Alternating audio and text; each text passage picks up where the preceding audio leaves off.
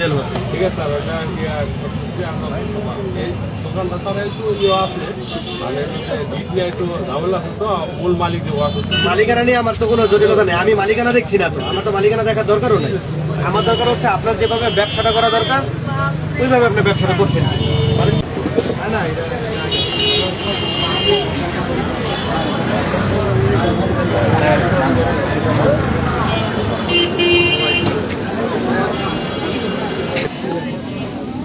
এটা আছে, এটা কি ফিজিশিয়ান স্যাম্পল?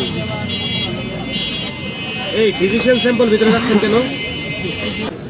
এটা তো ইন্ডিয়ান ওষুধ মনে হচ্ছে। এই বাংলাদেশের ওষুধ জাফর সাহেব, এটা বাংলাদেশের ওষুধ না মনে হচ্ছে, দেখেন তো।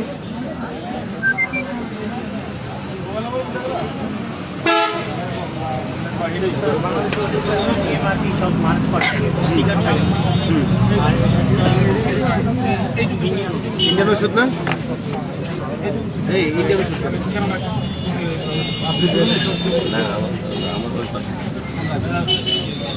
এটার এক্সপায়ারি ডেট গেছে 24 সালে। এদিকে তাকান, দেখেন 24 সাল।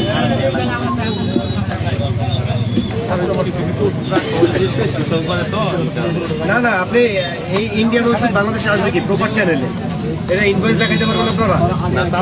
সরকারের আদর্শ ফাঁকি দেওয়া হয়েছে, তারপর আবার এক্সপায়ার হয়েছে।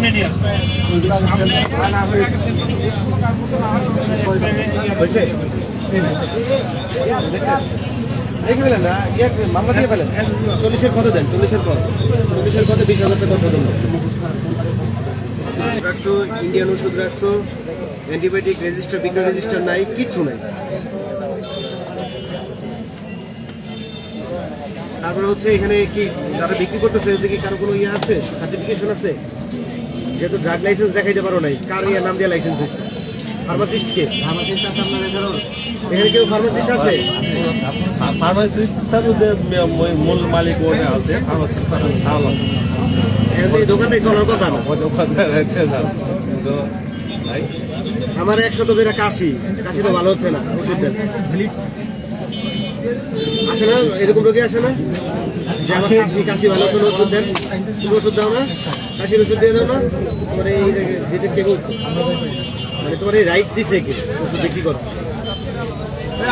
20,000 টাকা অর্থ দিতে আছে।